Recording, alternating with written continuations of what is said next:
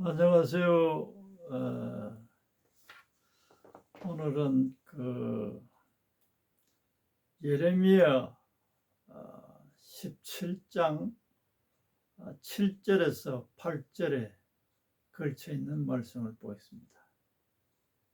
이 본문의 말씀을 보기 전에 예레미야 선지자는 이스라엘 백성들이 타락하고 하나님과 멀어지고 이런 상태에 빠져 있을 때 활동한 선지자입니다. 이 선지자가 한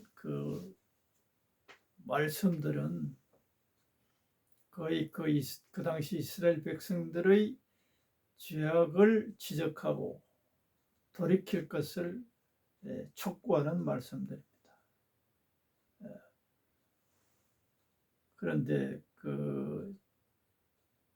우리가 하나님을 정확하게 알지 못하면 오해를 하고서 자신의 죄가 뭔지 모르고 또는 이렇게 하나님 앞에 하나님 말씀을 잘 순종하고 살고 있는데 왜 나에게 이런 어려움이 자꾸 닥치느냐, 이렇게 하나님에 대해서 잘못 이해하고 마음의 평강이 없고 하나님의 관계가 썩 좋지 않는 경우가 많습니다. 하나님 잘 알은 괜찮은데 우리들이 하나님 알기를 선하게 살고 착하게 살고 불쌍한 사람 도와주고 이런 소위 말하면 윤리적인 관계, 거짓말하지 않고 도둑질하지 않고 남 미워하지 않고 살인하지 않고 주일 예배 잘 지키고 이러면 내가 하나님 뜻대로 잘 사는 것 아닌가? 그렇게 내가 살고 있는데 왜 하나님은 나에게 복을 내리기보다 이렇게 어려움들이 많고 내 마음속에 진정한 평안이 없느냐, 이렇게 할 수 있다는 거죠. 그런데 이 말씀을 자세하게 제대로 들어보면 우리들이 생각하고 있는 이런 차원의 죄가 아니고 근원적인 죄악들을 말씀하십니다. 예레미야 시대 이스라엘 백성들의 죄악의 근원을 예레미야 2장에서 말씀합니다. 예레미야 2장에서는 뭐라 그러느냐, 이 백성이 두 가지 악을 행하였나니, 두 가지 악을 행했는데 도둑질하고 간음하고 이런 죄가 아니에요. 뭐냐 하면 생수의 근원되는 나를 버린 것, 이게 죄라는 거예요. 생수의 근원, 신약시대에 요한복음에서는 많이 이 말씀을 해서 생수라는 거, 수가성 여인 생수, 하나님 목마른 자들은 와서 마시라, 내가 생수를 주는 하나님이다. 그 당시 이스라엘 백성들은 생수의 근원되는 나를 버린 것이 악이라는 거예요. 두 가지 악을 행했는데 둘째는 스스로 웅덩이를 파는 것이다. 열심히 노력해서, 이 말은 저축하고 내가 안전하기 위해서 보험 들고 내 삶의 어려움을 예방하기 위해서 가뭄이 와도 걱정하지 않는 조치를 취하는 것을 하나님은 악이라 보는 거예요. 기가 막히죠. 우리는 최선을 다해서 남의 신세를 지지 않고 내가 열심히 벌어서 저축해놓고 안전하게 사는 것이 왜 죄가 되느냐, 이걸 하나님은 악이라 그래요. 그냥 죄라는 차원이 아니고 악이라 그래요. 악이라 그래요.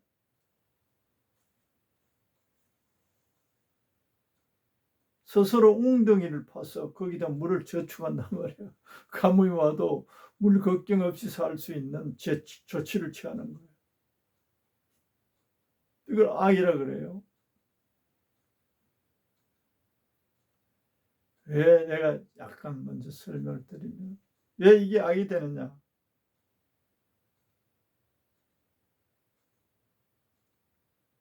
어려움이 와도 자기 스스로 해결하고자 하는 거죠. 이게 악이라는 거예요. 그러면 하나님이 이상한 분이잖아요. 자신들이 열심히 해서 어려움을 대처하기 위해서 다 준비하는 것이 왜 악이냐? 우리 반항할 수 있잖아요. 그런데 우리가 이제 차원이 다른 차원이죠. 왜 그렇게 악이라고 하시느냐? 내 힘을 믿고 내 능력을 믿게 되면 하나님과 멀어지게 되어 있어요. 멀어지게 되어 있어요. 참 기가 막힌 말씀이죠. 하나님과 멀어지게 되어 있어요. 심지어는 하나님을 멀리할 뿐만 아니라 버리게 되어 있어요. 하나님 없어도 내 혼자 내 힘으로 잘 살 수 있다. 그래서 악이라 그럽니다. 인간은 하나님과 멀어지는 것, 악이고. 그럼 어떻게 되느냐? 마귀가 있어요. 하나님과 멀어지기로 기다리고 있는 마귀가 있어요. 하나님과 멀어지면 마귀가 들어와서 운동장을 삼아버려요. 그래서 하나님 아버지는 수많은 사람들이 예수님을 믿어도 마귀를 잘 몰라요. 마귀가 하나님 자녀들을 괴롭히고, 그리고 그래 놓고 하나님이 그렇게 했다라고 믿게 하는 게 마귀의 책략이에요. 마귀를 잘 알아야 돼요. 그래서 하나님은 그걸 악으로 봅니다.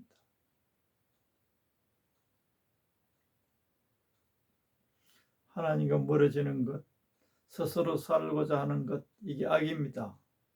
큰 죄입니다.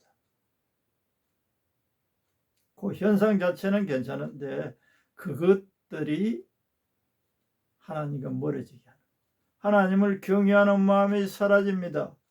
하나님에 대한 감사의 마음이 사라집니다. 하나님을 찾는 마음이 없어져 버립니다.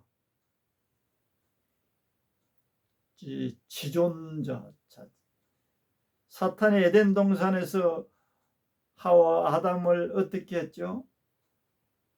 하나님 없어도 살 수 있는 것을 가르치는 거예요. 우리 인간은 하나님이 창조한 하나님의 자녀들이에요. 마귀는 어떻게든지 이 전능하신 하나님의 품에서 우리들을 멀어지게 하고자 하는 것이 사탄의 전략이에요.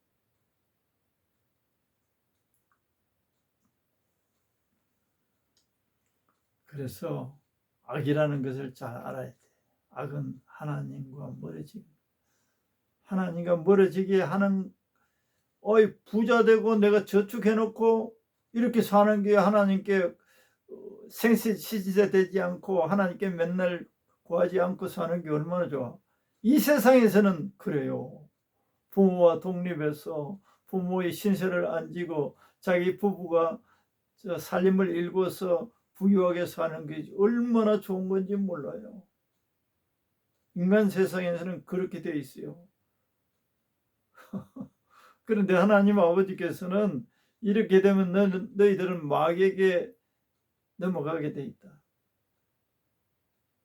그리고 나를 무시하게 된다. 그래서 악이라고 합니다. 지난 내가 요한복음 15장에 너희가 나에게 붙어 있지 않냐면 열매를 맺을 수 없다 그랬죠. 붙어 있는다는 것은 너희가 내 안에 거하고 내가 너희 안에 거한다는 이런 말씀으로 되어 있는데, 더 그 차원에 넘어가기 전에 의지하는 것이 붙어 있는 거예요. 의지하는 것이 붙어 있는 거예요. 예레미야 이 오늘 17장 7절 말씀은 이런, 여호와를 의지하며 의뢰하는 그 사람은 복을 받을 것이라. 의지하고 의뢰하는 것이 이 가지가 온 나무에 붙어 있는 것과 같은 거예요. 의지가 있어야 돼요. 교회에 신앙생활하고 헌금도 하고 주일날 예배도 드리고 행위에 그러나 이 붙어 있는 거, 의지하는 것은 마음이에요. 마음. 하나님은 우리들에게 가장 원하시는 것은 우리의 진실한 마음을 원합니다. 마음을 원하세요. 의지하며 의뢰하는 그 사람은 복을 받을 것이라. 그는 물가에 심어진 나무가 그 뿌리를 강변에 뻗치고 더위가 올지라도 두려워하지 아니하며 그 힘이 청청하며 가무는 해도 걱정이 없고 결실이 거치지 아니함 같으리라. 열매, 결실이 거치지 않는다. 열매라는 거예요. 요한복음 15장에 있는 그 1절에서 5절 이런 내용에는 붙어 있어야 된다. 붙어 있으면 너희들이 나에게 붙어 있지 아니하면 그 어떤 열매도 맺을 수 없다. 예수님이 그렇게 말씀하셨어요. 붙어 있지 아니하면 저주받은 상태예요. 오늘 예레미야 17장 7절에서 8절 앞에 5절에서 6절을 보면 사람을 믿으며 혈육을 믿고 그걸 의지하는 자는 저주를 받을 것이라고 되어 있어요. 저주. 사람 의지하는 게 왜 저주받을 짓입니까? 우리가 항변할 수 있잖아요. 내가 의지할 수 있는 아들이 있고 또 친구가 있고 아는 사람이 있으면 얼마나 든든합니까? 그런데 그걸 저주받을 짓이라고 말씀합니다. 왜? 아까도 말씀드린 것처럼 왜 그러냐? 하나님을 무시하는, 하나님을 무시하고 하나님과 멀리하게 됩니다. 전능하신 하나님의 능력에 비하면 하루살이에 불과한 것들을 의지하기 때문에 그래요. 사랑하는 자녀들이 하나님의 전능하신 품 안에서 하나님의 전능한 능력 속에서 복되게 살기를 원하는데 하루살이 같은 인생을 의지하는 것이 저주받는다는 거예요. 그것을 의지하고 하나님과 멀어진다는 거예요. 그렇기 때문에 저주받을 것이다. 오늘 이 본문에는 의지하고 의뢰하는 자는 열매를, 그것은 강변에 뿌리를 내린 나무와 똑같다. 포도나무 비유로 예수님이 요한복음 15장에 하신 말씀하고 똑같은 거예요. 의지하고 의뢰하는 것은 포도나무 가지가 원줄기에 붙어 있는 거예요. 그리고 의지하고 의뢰하는 것이 붙어 있는 거예요. 의지하는 거예요. 어느 정도 예배 드리고 헌금하고 주일 지키면 또 착한 일 하고 살면 되는 거지. 아니에요.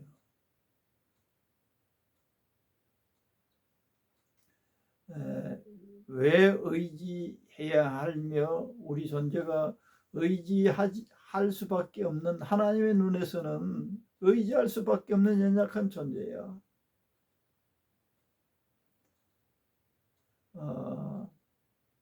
제가 같은 신학교 후배인데 제로원이라는 그 제목으로 신학을 깊이 연구했더라고요. 우리는 영이에요. 우리는 영이 없어요. 전능하신 하나님이 보실 때는 우리는 아무것도 없어요. 전능하신 하나님 앞에서는 우리는 제로예요. 제로. 아무것도 아니에요.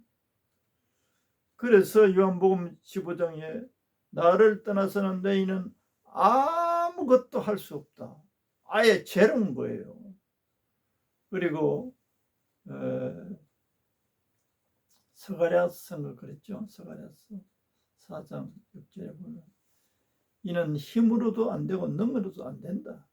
너희들의 힘과 능으로는 하나님의 일은 할 수 없다는 거예요.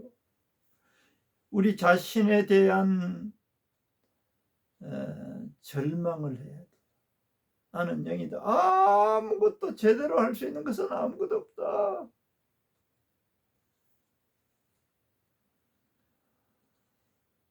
하나님을 의리하고 의지하는 사람. 나는 하나님 의지하고 살고 있지.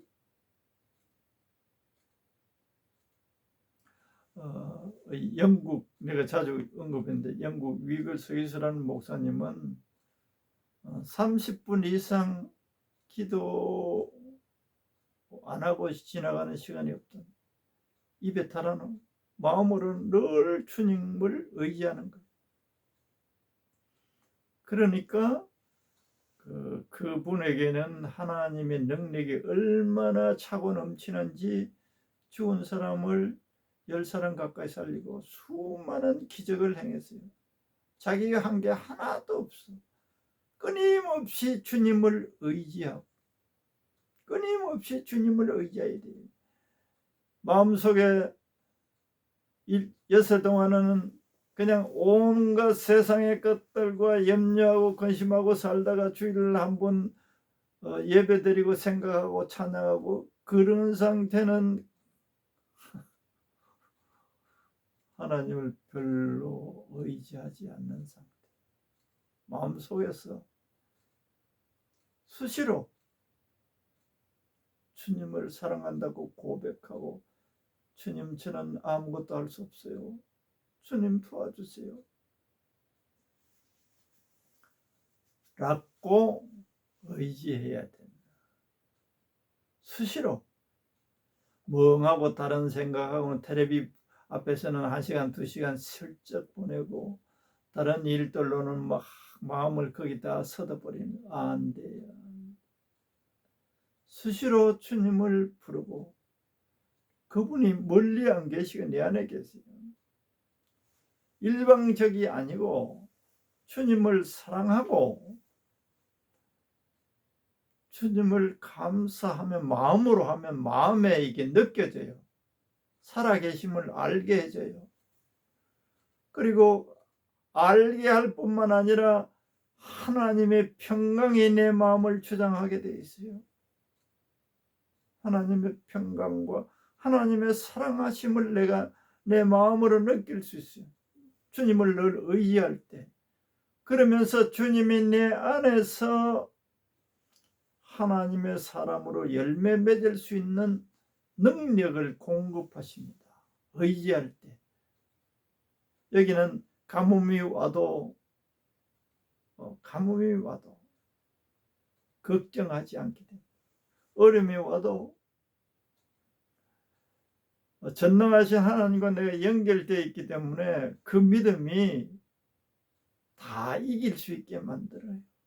다 믿음이 있어야 하나님이 역사합니다. 믿음이 있어야 하나님이 역사해요. 살아있는 믿음이 있을 때 하나님이 네 안에서 역사해서 먼저 내 마음에서부터 천국의 삶을 살 수 있게 하시는 거예요. 의지하는 거. 저는 할 수 없어요. 하루에 지난 시간에 된다. 30분, 1시간 이상 주님을 바라보며 주님이 나의 모든 것이 되어주십니다. 나는 주님을 사랑합니다. 주님을 의지합니다. 사모하고 찾으면 열매 맺는 사람이 됩니다. 더 축복된 삶이 됩니다. 매사에 하나님이 은혜를 베푸셔요. 주님, 나는 아무것도 할 수 없습니다. 주님만 의지합니다. 수시로 그렇게 주님을 찾고 부르면 주님이 나의 모든 것이 되어주셔서 열매 맺는 삶이 되게 하십니다. 꼭 그렇게 하셔서 수시로 마음을 들여서 주님을 찾아서 땅에서도 천국 생활을 할 수 있게 해놨어요. 의지하지 않으면 불가능합니다. 어린아이 같이 수시로 엄마가 없으면 엄마를 부르는 것과 같이 사랑하는 하나님의 자녀들이 예수님을 부르고 찾으면 주님이 우리의 능력이 되어주시고 방패가 되어주시고 힘이 되어주시고 하는 일에 도움이 되어주시고 하십니다. 그래서 땅 위에 살 동안에도 끊임없는 주님을 의지함으로 주님의 은혜로 복되어지기를 축원합니다.